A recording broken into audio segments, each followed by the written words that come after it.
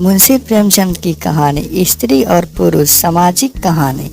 विपिन बाबू एक कवि थे जिन्हें दुनिया में सबसे ज़्यादा सुंदर रचना महिलाएं ही लगती थी।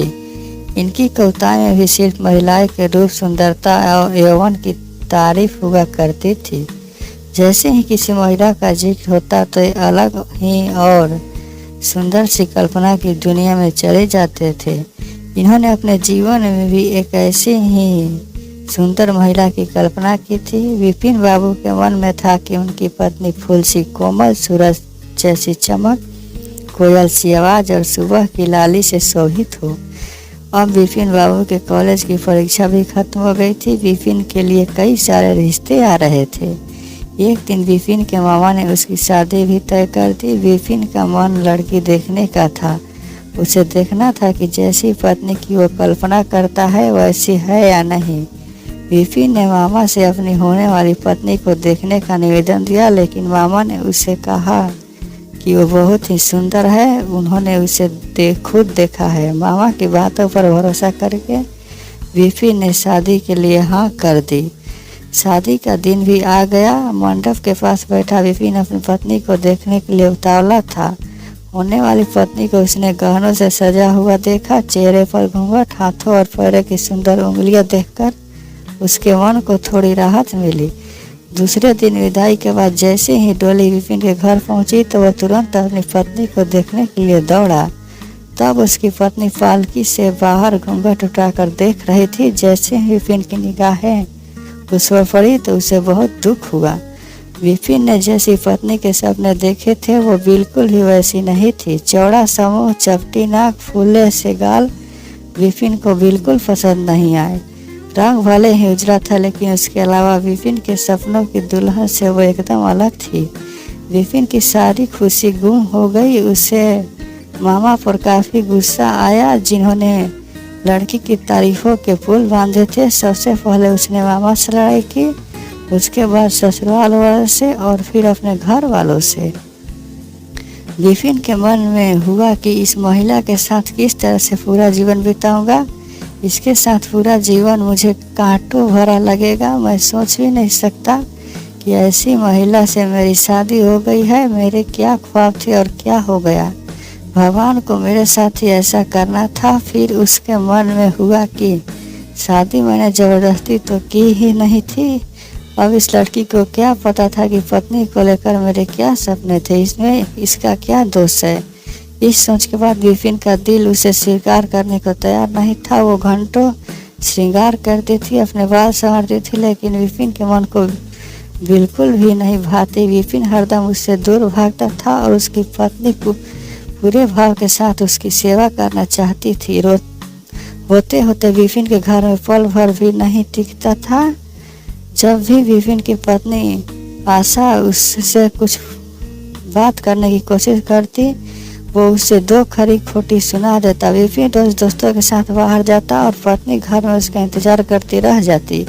काफ़ी दिनों के बाद जब विपिन घर खाना खाने के लिए आया तो आशा ने कहा कि आप मेरी वजह से घर में रहना ही छोड़ देंगे क्या।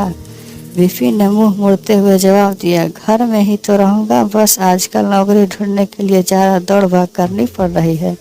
आशा ने कहा, मैं खूब जानती हूँ आप घर में क्यों नहीं टिकते। आप किसी डॉक्टर से बात करके मेरा चेहरा वैसा क्यों नहीं बना दे जैसा आप चाहते हैं। विपिन ने चिढ़ते हुए कहा, क्यों तुम बेवजह फिजूल की बातें कर रही हो। तुम्हें आने के लिए किसने कहा। उसकी पत्नी ने पूछा, जब आपको किसी चीज़ से परेशानी है तो उसका इलाज भी करना होगा ना।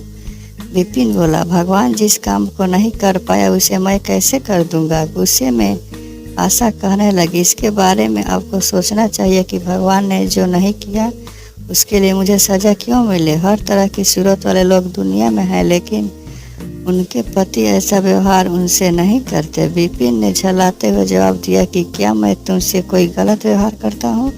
क्या कभी मैंने तुमसे लड़ाई की है। तुम ही मेरे सामने आकर मुझसे बहस करने लगती हो। ये सब सुनकर आशा वापस चली गई। उसे लगा कि इन्होंने मेरे प्रति अपना दिल पत्थर का बना लिया है। अब ये मेरी एक नहीं सुनेंगे।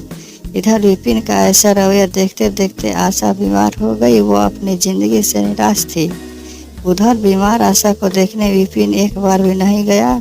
उसके मन में था कि इससे कुछ हो जाए तो इस बार अपनी पसंद की लड़की से शादी कर लूँगा। अब तो विपिन को और भी छूट मिल गई थी। पहले कभी कभी आशा टोकती टोकती और बाहर जाने की वजह पूछ लेती, लेकिन अब विपिन पूरी तरह आज़ाद था। गलत आदतों में पड़कर विपिन सिर्फ अपने पैसों की बर्बादी नहीं कर रहा था, बल्कि सेहत और चरित्र सब कुछ खो रहा था। होते होते विपिन का पूरा शरीर पीला और कमजोर पड़ने लगा। शरीर में सिर्फ हड्डियां ही नजर आ रही थी और आंखों के आसपास काले घिरे हुए गड्ढे पड़ गए थे। अपने चेहरे को देखकर रोज विपिन उसे संवारने की कोशिश करता, लेकिन कुछ हो नहीं पाता। एक दिन महीनों से बीमार पड़ी आशा बरामदे के पास चारपाई पर लेटी थी। उसने विपिन को काफ़ी समय से नहीं देखा था, इसलिए किसी से विपिन को बुलावा भेजा। आशा के मन में था कि बुलावा तो भेज दिया है, लेकिन वो आएंगे नहीं। आशा का बुलावा मिलने पर आज विपिन पहले ही तरह झल्लाया नहीं। वो बिना संकोच किए आज आशा के पास जाकर खड़ा हो गया। जैसे ही आशा ने उसे देखा तो हैरान हो गई। उसने पूछा कि आप बीमार हैं, बहुत दुबले हो गए हैं और पहचान में भी नहीं आ रहे हैं। विपिन ने कहा, जिंदा रहकर अब क्या करना है। आशा ने नाराज होते हुए विपिन का हाथ पकड़कर चारपाई पर बैठा दिया और बोली, दवाई क्यों नहीं करते। आज आशा के इस तरह उसे खींचते पर विपिन नाराज नहीं हुआ। उसके व्यवहार में वो कड़वाहट नहीं थी, उसका गुस्सा जैसे पिघल गया था। चारपाई में बैठते ही विपिन ने जवाब दिया, अब दवाई से मेरा कुछ नहीं होगा, मौत ही मुझे अपने साथ लेकर जाएगी। मैं ऐसा तुम्हें दुख देने के लिए नहीं कह रहा हूँ। मैं भयंकर रोग से ग्रस्त हूँ और अब मैं बच नहीं सकता। इतना कहते ही विपिन चारपाई पर बेहोश होकर गिर गया। उसका पूरा शरीर कांपने लगा और पसीना पसीना हो गया। विपिन की हालत देखकर महीनों से बीमार पड़ी आशा झट से बिस्तर से उठ गई। वो पानी पिलाकर विपिन के चेहरे पर मारने लगी, लेकिन उसे होश नहीं आया। शाम तक विपिन का मुंह टेढ़ा हो गया और शरीर में कोई हरकत नहीं थी। यह लकवा था जिसकी चपेट में विपिन आ गया था। इस रोग में बीमार आशा ने विपिन की खूब सेवा की। लगातार 15 दिन तक विपिन की स्थिति नाजुक बनी रही। दिन रात एक करके आशा द्वारा की गई मेहनत रंग लाने लगी। विपिन की हालत कुछ संभली, लेकिन अभी भी आशा अपनी गोद में सुलाकर विपिन को दवाई पिलाती और खाना खिलाती थी। इन सब में वो अपनी तबीयत को जैसे भूल ही गई थी। शरीर बुखार से तपता था, लेकिन उसे विपिन की स्थिति के सामने खुद की सेहत कुछ भी नहीं लगती थी। अब विपिन के दोनों पैरों में थोड़ी ताकत आने लगी थी। होते होते 4-5 महीने में वो अपने पैरों पर खड़ा होने लगा, लेकिन उसका मुंह टेढ़ा का टेढ़ा ही रहा। उसके चेहरे पर पहले जैसी रौनक भी नहीं रही। एक दिन अपना चेहरा शीशे में देखने का विपिन ने कहा कि मुझे भगवान ने अपने किए की सजा दी है। आशा, मैंने तुम्हें सुंदर नहीं माना और आज देखो मैं कितना कुरूप हो गया हूँ।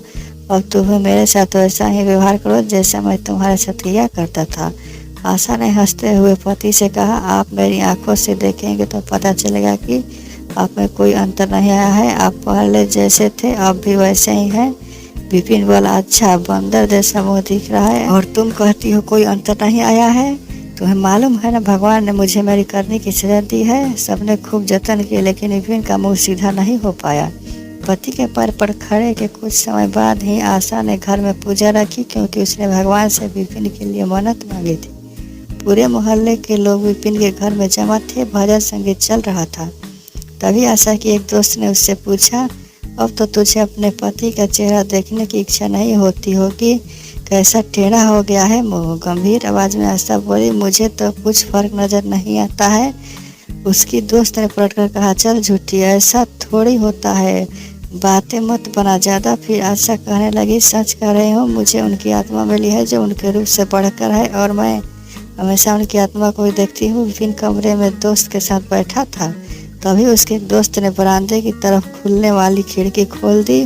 उसने विपिन से पूछा, आज तो यहाँ कोई खूबसूरत लड़की है, बता तुझे कौन सी लग रही है। विपिन ने कहा, खिड़की बंद कर दो, और जहाँ तक रही पसंद की बात, तो मुझे वही पसंद है जिसके हाथ में फूल की थाली है। दोस्त ने पूछा, तेरे चेहरे के साथ पसंद भी खराब हो गई है क्या? मुझे तो वह दूसरे से कम खूबसूरत लगती। विपिन बोला, मैं उसकी आत्मा को देख रहा हूँ, वो हर किसी की सूरत से ज़्यादा सुंदर है। तब उसने पूछा, अच्छा, यही तुम्हारी पत्नी है क्या? विपिन ने कहा, हाँ बिल्कुल, यही वो देवी तुल्य महिला है। कहानी से सीख, व्यक्ति की बाहरी सुंदरता नहीं बल्कि मन की सुंदरता देखनी चाहिए। बाहरी सुंदरता कभी भी फीकी पड़ सकती है, लेकिन जिसका मन सुंदर है वो व्यक्ति हमेशा ही सुंदर रहता है।